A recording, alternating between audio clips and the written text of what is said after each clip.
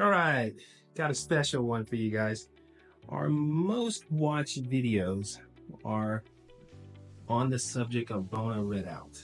If I go back and look at all the analytics, Red Out is the one that's viewed the most. And we have a finish job of Red Out for you guys. And I want to go over a couple things that any client that is looking to have their red oak floors have the Red Out, Bona Red Out application, this video is for you.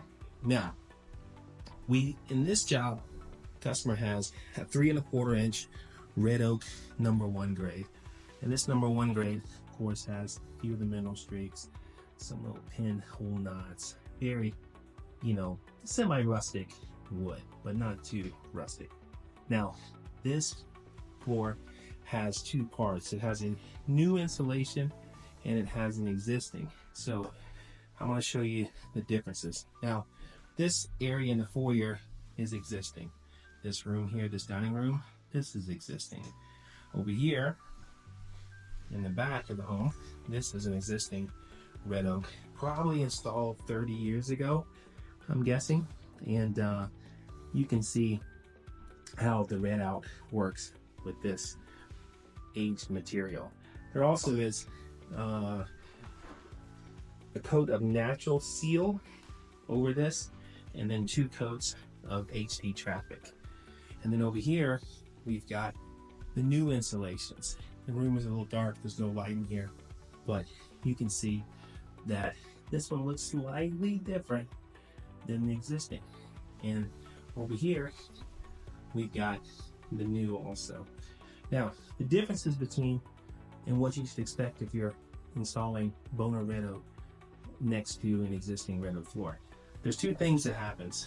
One is the 40-year-old red oak floors over here oxidizes. So oxidation happens with wood that has been down for many decades. Wood, the red oak, becomes darker. The red tones a little more prominent. You can just see them a little bit more. The new oak does not have that.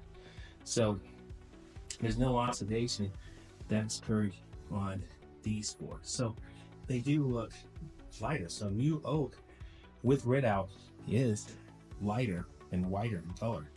More so what our customers are expecting. The existing red oak is going to be a little darker, but it's not a bad look. It's nothing to be worried about. I mean, here you have the foyer and then you have the new wood laced into it. It's going to be hard to tell, the difference. But if as a hardwood professional, we can see that the oxidation has made the existing red oak a little bit darker. And you can kind of see it better here where the new and the existing floors meet. But it doesn't look bad, guys. Maybe in the video it might, but here in person, it's going to be hard to see the differences. Also, there's UV exposure. So these boards have been down for decades. They're going to be darker because of UV exposure, but they don't look bad. And you can see here, these differences. Also with Red Out, we like to hit it with the maroon pad to take up any filler that's expanded due to the Bona Red Out process.